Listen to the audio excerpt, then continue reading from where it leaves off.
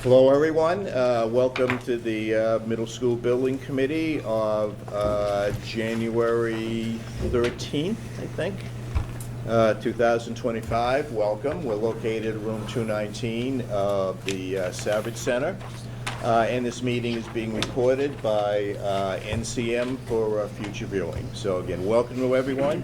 We have an awful lot in the meeting today, so let's get right to it. Let me first open it up to public comments. Do we have anybody online who's here to make a public comment? Seeing none, is there anybody here who's looking to make a public comment? Mr. Morrison, the floor is yours. Okay, thank you very much. My name is Rick Morrison, and I've been involved with the field layout and the different things that are going on down there to include the concession stand. And I'm down there quite regularly, and probably three weeks or so ago, I noticed that there was a stakeout over by the softball field on the second football field that are up there, and it seemed to be in the way of the softball infield. So I mentioned it to Mr. Riccardi, and he suggested that I get in touch with Okay. Lucas on this, which I did. So we went out and we looked, and I had met with the rec department also, and they agreed that it was in the way. So the meeting that I had with Lucas, they're in the process of relocating that where those storage buildings were going to be. Mm-hmm. They don't have all the information yet, and they think that they will have everything by the February 3rd meeting. So I'm just letting this committee know that I had met with the rec department and others. So that was the main thing, and then there's a storage trailer issue that they're looking into, and they will also have the information on that on February 3rd.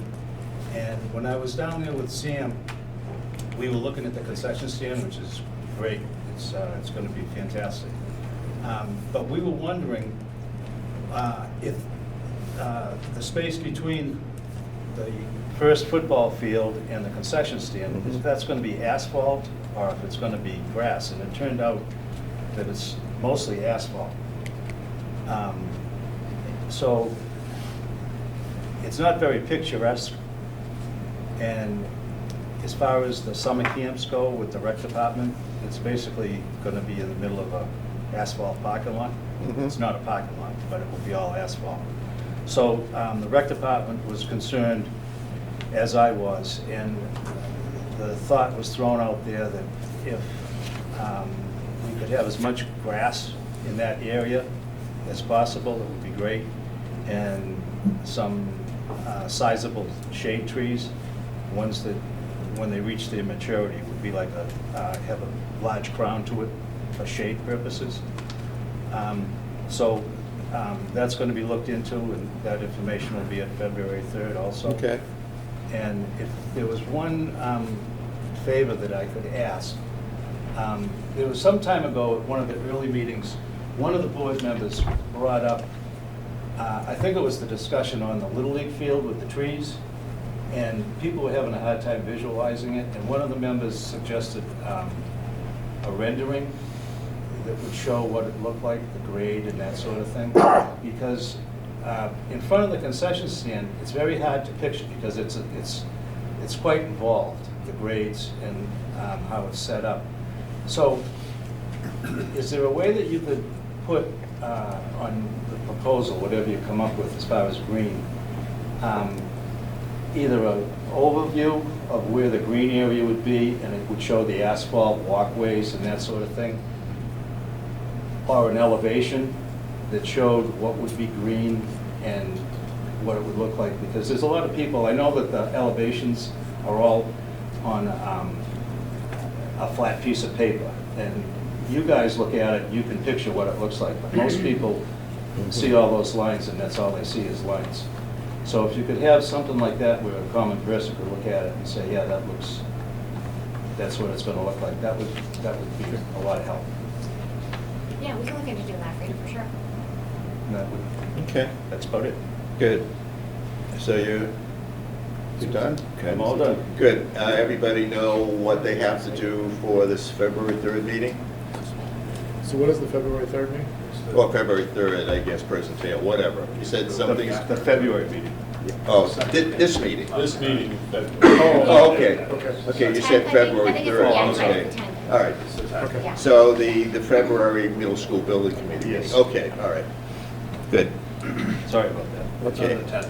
Further comments, questions? Yeah, it's 210. Hey, thank you. You're welcome.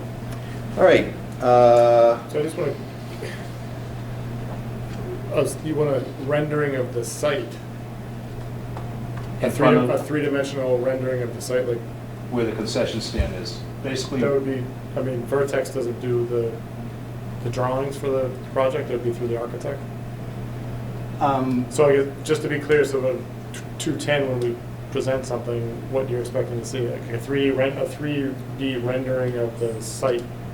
yeah, what it would look like as if he was standing, Do we have something like that, other than the traditional, like, side view of an elevation change?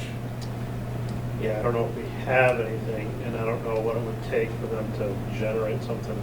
it, We can ask them and see if they can do something pretty quick with their software. you know, it can just be like a thumbnail sketch. Yeah, It doesn't have to be anything fancy, as long as you differentiate between where the proposed green grass would be and Yeah. the asphalt walkways. okay. Okay. So we'll follow up with you guys and then see if there's something we can put together. Yeah. Okay. Okay. You clear? Good, okay. Next item on the agenda is approval of the minutes. And there was one thing I noticed on the minutes, because I wasn't there last month, is under item number 2, minutes from November 25th meeting, it says, Mr. Slater requested, et cetera, et cetera, et cetera. So if we could change that to Mr. Donnelly? I can do that. Okay. Mr. Chair, make a motion to approve the minutes as edited. Thank you. Second. Motion made and seconded. Discussion? Hearing none. Let's go for a vote. Matt Lane? Yes. Paul Riccardi? Yes. Jason Adams? Bob Donnelly? Yes. Tim Luff? Yes. Tony Mizuko? Yes. David Hiltz? Yes. Margot Frezek? Yes. Gary Pelletier? Yes. And Chairman abstained since I was not here last week. So unanimous with one extension. Great. Alan, we also have Teresa's on. We do, okay, Yeah, she joined us. sorry about that. Teresa Stewart, I'll abstain because I wasn't at that meeting. okay, thank you. Okay. All right. Next item, approval of invoices for December 2024. Okay, thank you, Mr. Chairman. I'll walk you through the invoices for December 2024. First item, item number 1 for Vertex monthly OPM services, totaling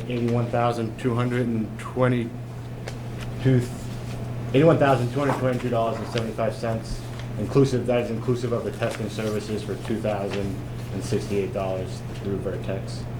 Line items 3 and 4 for monthly architectural services through AI3 and their engineers, totaling $88,801.12. Line number 5 for an FF&E item for technology equipment purchased through HubTech, totaling $53,171.64. And lines 6 and 7 for WT Rich, application for payment number 19, inclusive of change orders, totaling $3,276,291.49, for a grand total in December of $3,586,000. $599,487. Okay, thank you. Questions, comments? Take a motion to approve?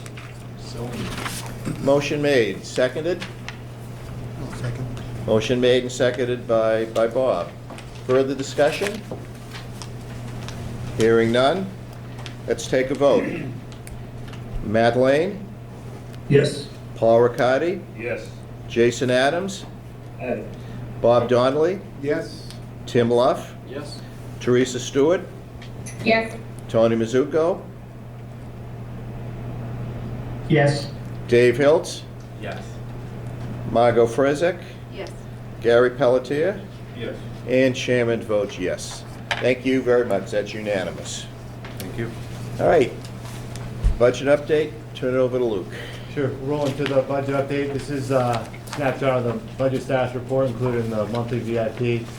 We head to the third page here. We can see that this budget has been updated through December, inclusive of the invoices just approved. We're tracking $136,327,000 committed of the $147.9 million budget, which equates to about 91% of the budget being committed, and we're still tracking just 11.5 million uncommitted at this time. And update on MSBA reimbursement. So the MSBA has reimbursed request number 35 and 36, bringing the totals received from the MSBA to $33,711,554 through reimbursement request number 36. 37 for October and 38 for November are still pending with the MSBA. Okay. Any questions? Okay, into our visual update. So back to our aerial shots of the site. So this is the north elevation in early January. We can see in this elevation that the facade is, I'd say, 90 to 95% complete. There's a handful of windows and facade panels that need to be installed at loading bays in the area A section of the building. Right where you can see the yellow section in the middle there, and the majority of the facade is complete here. You head to the south elevation, you can see more of the same over here, just a little bit less of the panels installed outside of the media center and at the auditorium in the bottom hand corner there. That's the A side of the building. We head to the next photo. We can see the Norwood blue color panel has arrived and has begun to be installed outside of the media center. On the right-hand side, there's a retaining wall being installed that'll separate the middle school site from the Little League site, and that change of elevation over there. Inside the auditorium, we can see framing is being installed for the ceiling. Walls have been painted, ceiling has been painted in that space. In the back there, we can see there's scaffolding installed to help facilitate the installation of the equipment and the ceiling in that space. On the right-hand side, it's just some tile installed outside of the 5th and 6th grade student commons on the ground floor and area, the transition area A and B, right outside the main entrance. On the left-hand side, you can see a 4th floor classroom. This is the area of the building that's furthest along. You can see in this space, ceiling tiles have been installed where devices need to be installed, like speakers or fire alarm, etc. On the right-hand side, in the gymnasium, gym equipment has begun to arrive with scoreboards, basketball hoops, and other athletic equipment going up. And then to just continue with the milestones achieved this month. So, classroom flooring on the 4th floor is complete. They're down on the 3rd floor, wrapping that up this week, actually. Elevator installation was complete. Those are just sitting, waiting for testing and inspections the next couple months. As we mentioned, basketball and athletic equipment has been installed in the gym, and Verizon arrived on site to begin pulling their data cabling into the building. And we're targeting 33 submittals that were issued during December, 19 RFIs, and we're up to 75 PRs issued to date, with 1 issued in December. For activity continuing on site, as we mentioned, the facade panels are being installed, the retaining wall is ongoing, the ceiling grid is wrapping up on the first floor. Casework and counter installation continues in the first floor. Student lockers have arrived on the first floor, and that work is beginning. Classroom flooring, as I mentioned, is wrapping up on the 3rd floor. The auditorium and the gymnasium are 2 of the bigger spaces where work is happening right now, with ceiling work wrapping up in those 2 rooms. And kitchen equipment will be arriving for the 3rd floor kitchen in the next couple weeks. Just a kind of high-level schedule update, as we focus on the work happening in February. So permanent power and rooftop units were started up in the building in the last couple of weeks. The next things we're kind of targeting the MDF rooms to be completed, cleaned, locked, so we can start to install equipment in those spaces. The exterior envelope, as I mentioned, will be wrapping up in the next couple of weeks. And some equipment we'll start to see installed, some owner-purchased equipment, like the DAS and the wireless access points for the internet system.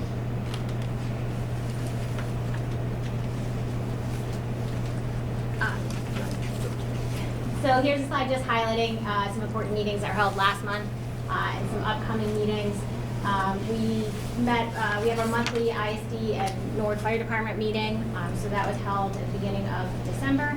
And then we do a monthly lead check-in and a monthly technology. We also, this month, just last week, had a follow-up on the security for the building, and I believe we have that finalized at this point. FF&E and technology update. Everything's tracking beyond budget. There's no new purchase orders to request this month, so we're just kind of moving forward with what we have and working with Joe on getting quotes for some of the upcoming technology items. Hopefully have something for you to approve next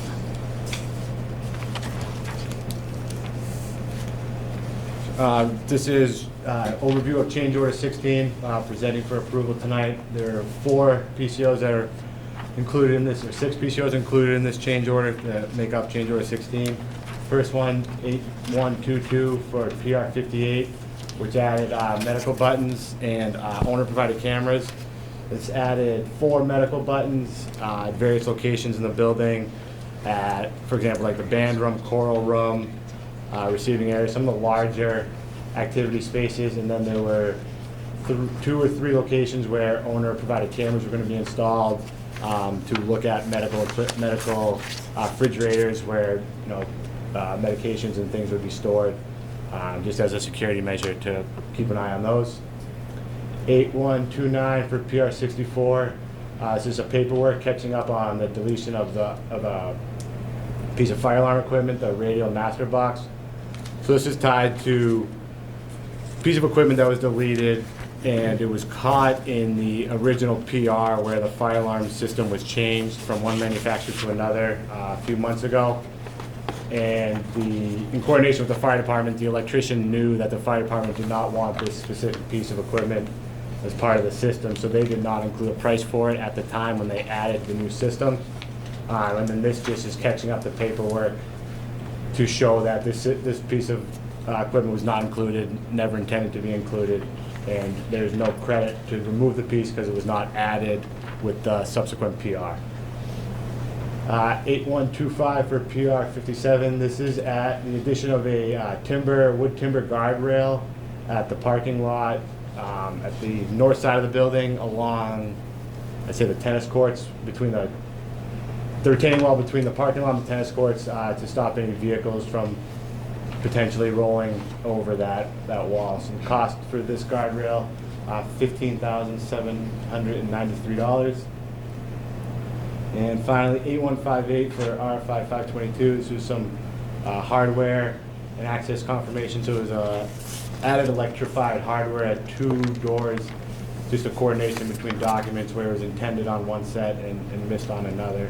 It was included on the electrical, so we own the electrical infrastructure, just does not own the electrified hardware at that door. So the cost for that is $3,036, bringing the total to $52,793 $635. Any questions on any of these change orders? The north parking lot timber guardrails, are those replacing the Jersey barriers that are Yes, currently yes, there? those are their temporary basis until this guardrail be installed. Can I ask a question about the update Sure. as well? So on the front panels, the blue panels, when will that be completed on the media center? When will we see the full? Say in the next 6 weeks. I don't know if WT Rich has a better idea, but those panels in the media metal center. panels on yeah. the media center, sorry, I just, Yeah. Timeline, 6 weeks? Yeah, they're right now, end of February, they should be wrapped up, they might slip a little bit into March, but yeah. The rest, the blue, you have a combination of blue metal panels and gray metal panels, that's kind of the last activity they're doing out there. Okay, thank you. One more, if I Sure, could? So absolutely. on the auditorium ceiling, the depiction you have there, just out of curiosity, going forward, it's a very high ceiling. From a maintenance perspective, post-construction, how will maintenance staff be able to access any work that needs to be done on the ceiling? It's quite high. Sure, I believe we own a lift through the project. Yeah, FF&E is purchasing a couple lifts for the facilities to Okay, be able to get up there. And it'll be all LED lights, so. it'll last a long time. So you don't, The last bus ball. At least till Paul, Paul's done, right? right, so you don't think you're gonna have some of the same issues, Paul, as you Well, we had will at have the some high of the same school? issues because the lifts that we have don't go on the slant very well, so we might have to bring one in. Yeah, you may have to do Yeah. something, yeah, Time to time. okay. All right, Thank you. Thank you. anything further on change orders? If not, I would take a motion. I'll motion to approve the change order number 16 to $52,635. May I have a second? Thank you. Further discussion? Seeing none, all in favor? Again, to do a roll call, excuse me.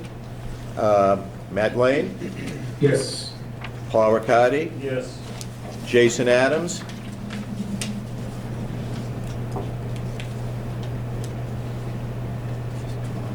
Jason, Aye. thank you. Bob Donnelly, Yes? Tim Luff, Yes. Teresa Stewart, Yes. Tony Mizuko, Yes.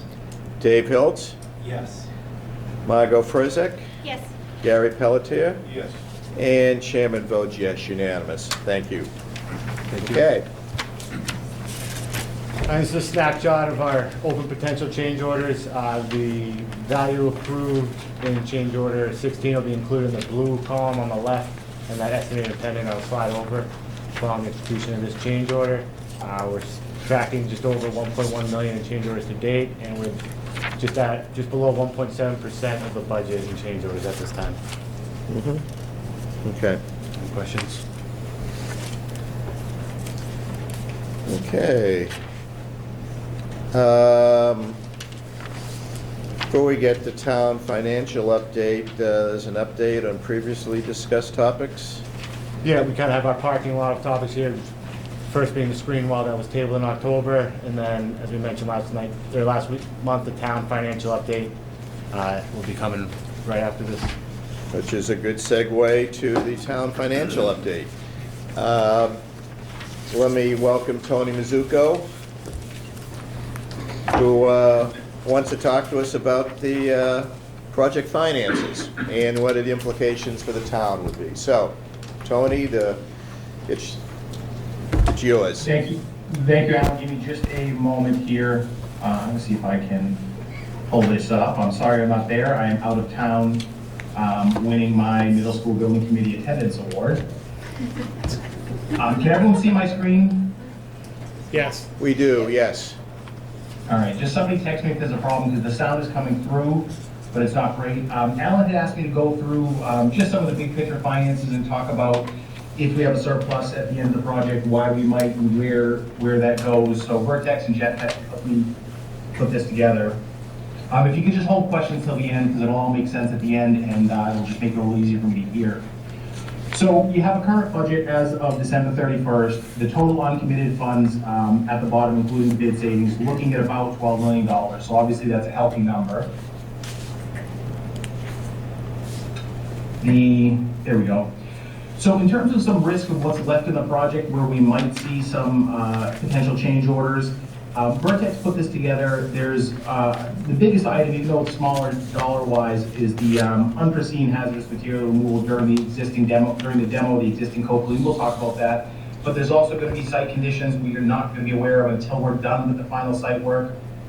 We still have a lot of construction. I know it seems like we're rushing towards the end, and I'll talk a little bit about the timeline, but there's still a fair amount of risk in what we have to do as we enter a very critical phase of the project, leading towards eventually opening the building in just a few months. The list here shows just big picture, some of the work that remains to be done, and I just highlighted here the demo and abatement of the existing building, just to take a moment and talk about the complexity of that process. We're going to be demoing a building while there's a school building operating right next door. For those of you who aren't familiar, and Gary can go into more detail if anyone wants the details, but the short of it is when we have to abate anything in an existing building we're demoing, that process is the same as if we were continuing to abate the building. So I know there's a thought that, hey, we're doing demo, we're just going to wrecking ball it, and unfortunately the building ends up going through a pretty strict abatement process. That's the same for any building we're looking to tear down. Now with the building of the Copley's age, we are going to find stuff, and yes, we budget for it, and yes, we have contingencies for it. But I think even the Haas pool, we had a healthy contingency for soil removal, and sure enough, we found additional soil that we had to remove because somebody dumped a paint can there 110 years ago, wherever it was. But there's still quite a bit of work to go. I know we're entering that fun, fast-moving phase, but we have a lot of work that still has to be done as the project moves forward. So these are either pending or other considered cost items, and we threw this together to talk about one point in particular. This project has actually been very conservatively managed from the beginning. You know, I think the phrase, and Alan could correct me, when we were doing a high school was sort of nothing more, nothing less. And that's taken over this project as well, and it's a good approach. So all of these things would be wonderful to have here. I know that there's an additional turf field there. We could probably use 15 turf fields in town. If somebody wants to donate $50 million, we'll make that happen. But we very much focused on the product that we need to put out and been very conservative as we go along, and you'll see when I get to the end that that's not always the case with some of these projects. So there's still some of these decisions that the committee will be making over time, you know, possibly in the next 6 months or so, possibly in the next 9 months. And remember, the new building gets opened, we demo the old building, we build the field, so we have a lot of work left and a lot of things we have to continue to work on throughout the project. And a lot of potential costs that we may be saying yes to, we may have said no to. And those of you who have been on the committee from the very beginning will remember, you know, there were a lot of things we value engineered out, then we were able to put some things back in. Even the auditorium, I still remember, and I know it was discussed last meeting, the auditorium discussion, we didn't want a cafetorium, so the auditorium was gonna cost a couple $1 million more, and we decided we had to replicate close to what we had. So we really focused from the very beginning on a big picture on making sure we get a good product, but not just saying yes to everything because it's good. Because there's a lot of good things, there's a lot of additional things we would have liked to have done throughout the project. The highlighted area on this slide, I think, is perhaps the most critical. That's the change between when we started the project and what the MSBA reimbursement changes. Now, nobody could have ever predicted that, but keep that roughly $6.5 million number in mind, because when you start to look at what might be left at the end of the project, and then you subtract out that reimbursement, that additional reimbursement, which is relatively unprecedented, all of a sudden, it's not a very big number. It gives us a good cushion, it gives us some flexibility, it gives us the ability to make some decisions. But when you subtract out that change in reimbursement, this is not a very big number for a project this size. Now, I want to talk for a minute, because Alan asked me about the timing of the borrowing. When we went out to borrow, the decision was made based on advice from Hilltop and just trying to forecast the market to the extent that we do, which at the time, this is right when interest rates were really starting to rise. By locking in early, we already funded the project under the best case scenario. Interest rates for municipalities haven't skyrocketed that much, but they're certainly no lower, and they're a bit higher than where they were at the time. Now, sometimes with a project of this size, you borrow maybe 80% or 90%, and then you go out for the rest of it at a later time. We would have been paying for that additional portion at a later time. And it's important to remember at the time, we didn't know that they would be getting a different reimbursement rate from the state, nor was it worth that interest risk to wait and see if that had gone through. It was working its way through the legislature. The long-term costs would have outweighed any short-term savings, and it's important to remember that we're building a $150 million project with the reimbursement, with the interest, we're obviously paying more than that over time. If we had issued bans, because that's always a possibility, which is a bond anticipation note that comes up at different times, you're just adding to the long-term costs of the project. So sometimes it feels like, hey, great, we just did a ban and we got some money short-term and we didn't have to do anything with it, but you're just adding to the overall cost. It sometimes doesn't reflect it in the project budget, it may not reflect it in the tax rate, but the total dollar amount that the taxpayers are paying at the end of the day is always gonna end up being higher. Sometimes it's just a good tool based on what we have going on. Another important note is we're eligible to refinance these bonds after 10 years. And if we had pushed a portion of it out, it could have complicated that or delayed that portion possibly getting refinancing. Now, nobody knew where interest rates would be today 5 years ago. I cannot tell you where they'll be in 9 years and 2 months or whatever the time delta is, but we're gonna wanna hit that point as soon as practical. In the event we can refinance, it'll save us money, and we wanna make sure that we're there sort of all at once. And it's important to note we have gotten investment income from borrowing our money and putting it in the bank. It is not arbitrage. We started the project on a schedule. I know everyone likes to say, oh geez, are we making money off the money we borrowed? We started our construction project on time. You only see that in large cases in private borrowings where, you know, people have borrowed money to start a project and it doesn't start. Now, if we had borrowed the money when we did and sitting here today, we hadn't started expending anything for construction, we'd be in a whole lot of other problems, but then I'd be worried about arbitrage. Otherwise, we began our project on time. We've just been drawing funds down since. It's also important to note that a lot of this money ends up staying in local banks, which is also beneficial to the local economy. We obviously go for the best rate we can get, and when that's a local bank, the best possible scenario. Now, what about if we do have some surplus bond proceedings? So additions to the levy limit under a debt exclusion approved for a borrowing are limited to the true interest cost to finance the project. We know that. Whatever is left, and I use that word loosely, it can be appropriated for any purpose which the town borrows for equal to or greater than that term. So we got to be looking at that 20 to 30 year term. What's important to note though is that dollar amount that's left, let's say we wanted to build a statue to Alan, which he certainly deserves some recognition for this project. So we've committed to spelling his name correctly on the plaque because there's another plaque in town that his name is not spelled correctly on. Make sure you get my best side also, Tony. But let's say we wanted to build a statue for Alan. As the project, we decided that this money should go through a couple of things. It's essentially a whole new appropriation. It has to go through its normal administrative process. The administration makes a recommendation, the selectmen talk about it, the FinCom talks about it as a school project, the school committee gets involved. It has to go to town meeting, then it has to go to a ballot vote because it's excluded debt. So the middle school building committee doesn't get to make that decision, and really nobody does. It goes through our same lengthy consensus-driven process. So getting to the very end of the day, there's $1 million left, and we want to build that statue to Alan. It's got to go on a warrant. It's got to get approved by the finance commission. It's got to go to town meeting. It's got to go to a ballot. So we are going through that same process to reappropriate whatever happens to be left for a surplus at the end of the project. But I will put the word timeline on the slide to talk about something. I know most of us are fully expecting sort of sometime around September 4th to basically throw Margot the keys and be like, we're done, it's yours, have a nice day. But remember, in terms of when we would know what's left on the project, we have a good idea now. It'll change over time. We're opening the building, we're commissioning the building, we're demoing the whole building, building the turf field. From a budget standpoint, if anyone's thinking far ahead, I know Alan likes to always look down the road, when would we be possibly going through that process? You're looking at a town meeting 18 months to 2 years down the road. Before we would be at a point where we could realistically even do that. We've just got a lot of these progress points to hit in the project going forward. Now I'm about to get to the last slide, and here we are. I just put this together a couple hours ago. These are just some headlines. If you Google school project construction in Massachusetts, it will pop out. Lowell High, 38 million over budget. Worcester 2 years ago, $23 million loan to cover over budget. Groton, $16 million over budget. Stoneham, $19 million over budget. Somerville, $30 million over budget. Nauset, which is down in the far Cape, renovation bids, $30 million over budget. So I put those out there just to point out that it looks like we're going to have a surplus left. I'd much rather be in the position we're in than the position that many, many other towns are facing themselves in.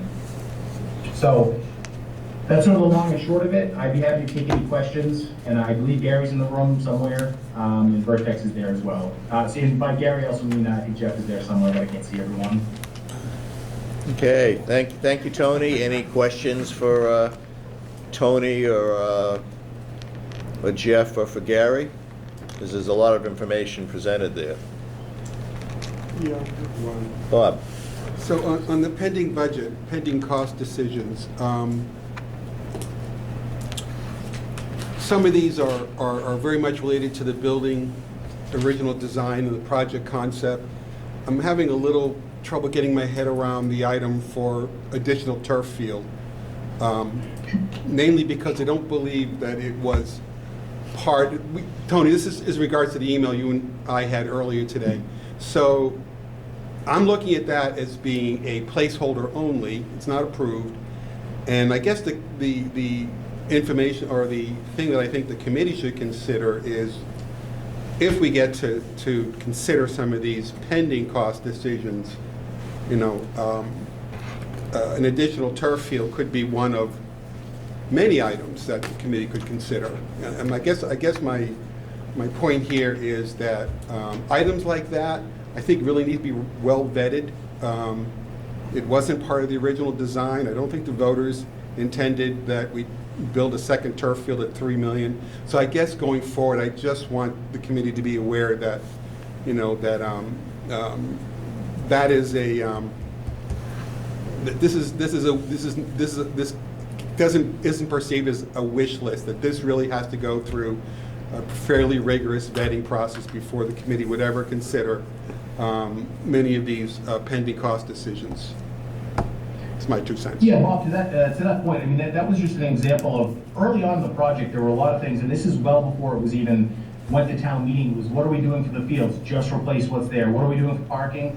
DPW says we need new parking. We can't take properties and we can't do parking. So some of these were items that this cost would have ballooned if we had done right from the beginning. That was very much, no, keep us on focus, focus on what we have to do.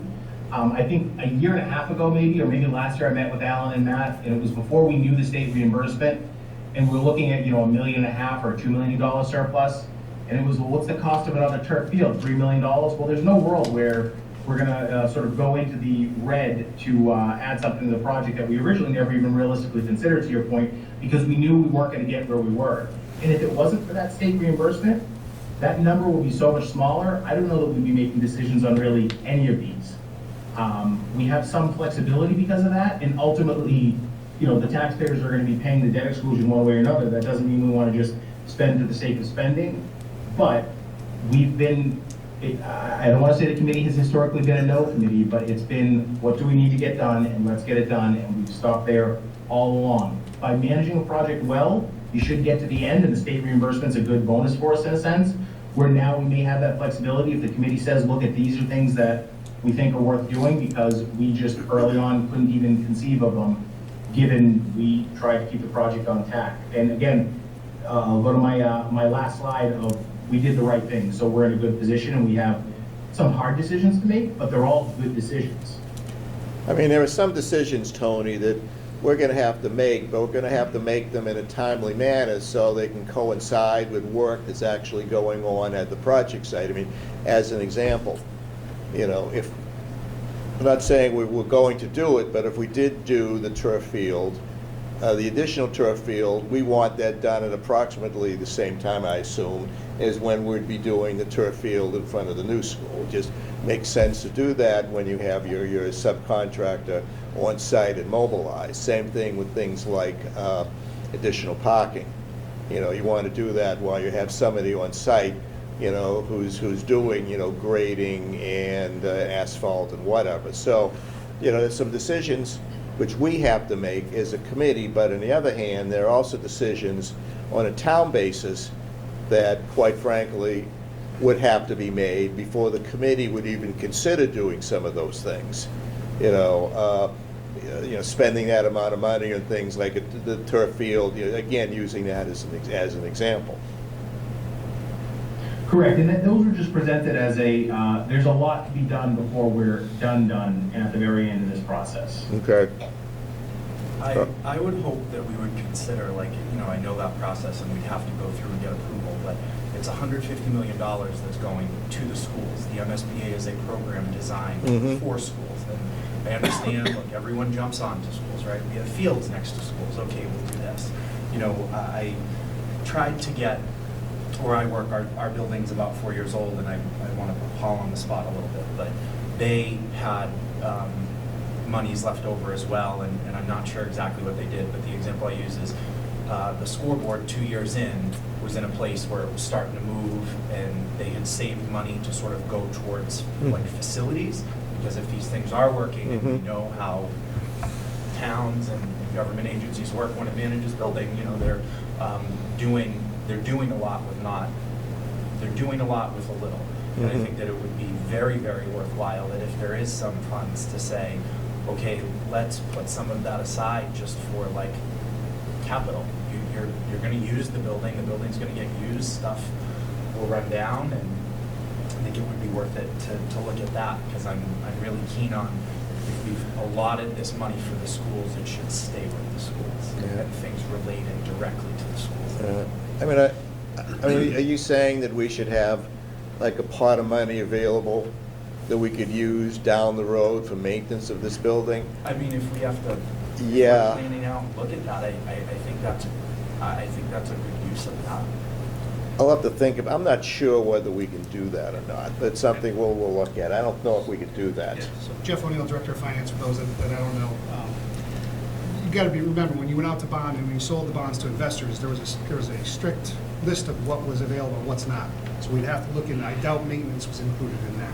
So I don't think that's an appropriate use of the funds, but it's something we can certainly look into. But couldn't we go through the process and do that? Didn't Tony just explain that? That if we went to town meeting and did that, we could set up, have revolving funds. Well, I think as Jeff noted that, we sold bonds for a project which had a period of 25 years. Yeah. I think I might be able to sort of answer both questions, if I could. To be clear, the debt exclusion can only be applied to another capital project, going through that process of voting and getting a ballot initiative. That money couldn't be set aside for just any future capital projects. But two things of note. One, when we talked about the closeout of the project, we'll still have access to this money until we're reasonably sure that the building is up and running the way we want to. And when we talk about that risk, there are going to be things that 6 weeks into classes, Margot's going to realize, you know what? We never realized that we needed X here and Y here. Let's get it done. We're talking about a closeout period of, realistically, the demo and construction of the field, a year or two, to David's point. That's not to say that once we're done with that, we don't put some additional money up for the Coakley to look at what do we want to do for its first 5 or 10 years to make sure that we're maintaining it the way that we want to going forward. Yeah, I think the point is, Tony, there are those things that are going to come up even after we've closed the project 3 or 4 years in, where it's, geez, we really realized we needed another bathroom. I don't think we would do that, but I'm making an example that, 2-3 years in, it's just impossible with the number of bathrooms we have.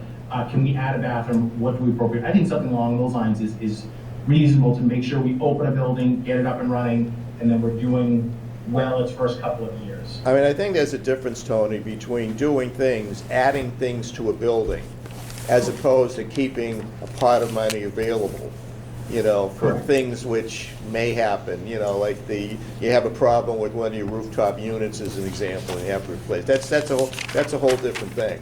But I think, again, when we sold these bonds as a town, we sold them for a major capital project that was supposed to last for a period of at least 25 years. And I think any further expenses that we take from that would have to be for a project that would be considered as a 25-year project. That basically correct, Jeff? Yes. Okay. Right. So I think, Tony's given, a list of things that people to think about. I'm sure there are other things people can come up with, reasonable things, not just things to spend money because there's money to spend. So why don't we talk about this a little bit maybe at our next meeting? Let's throw some ideas out, see where we stand, and maybe we'll get some direction, or not. But at least let's talk about some things and see where we're at. Sounds good. Anything further? Alan, Yeah, Teresa. the slideshow Tony just showed, that's not in our packet, correct? Can that be sent out to everybody? Tony, Thank can you you. send it out? Okay. And then, I'm sorry, just one more question, and maybe this is what you want to talk about more next time, but I don't know if Tony can answer. I believe at our last budget balancing committee meeting, we talked about some free cash that's currently generated from the interest on this project. Where does that fall into decisions that either the middle school building committee would make now, or is that more that second pack that you were talking about has to go through the warrant into town meeting? Yeah, it's a general, yeah, it's a go ahead, general fund Tony. appropriation, that's revenue to the general fund, because we know by putting a lot of money in the bank, we generate interest off that money, but how we actually manage cash and get the most bang of our buck of our money is a little bit more complicated than that. But by law, that's just the revenue to the general fund, any money we have in the bank is. I think the point is, Tony, is, Unless there's a law that specifically segregates it for something else. yeah, I think the point is, Tony, that's not a middle school building committee decision at all. That's, you know, it's a decision that the town boards will have to make, you know, related to the town budget. Correct. Yep, okay. Anything further, Teresa? No, I think I'll have more at the next meeting, but I need to think about some things. Thank you. Okay. Anything further?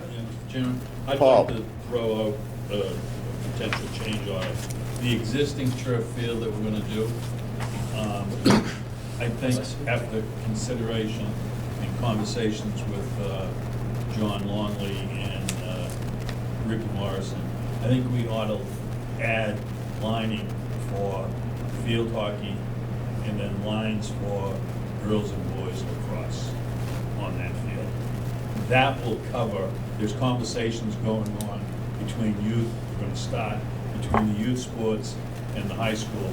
That will at least cover the lit field down there that's turf to be able to. Yeah, excuse me, Paul, which ones again?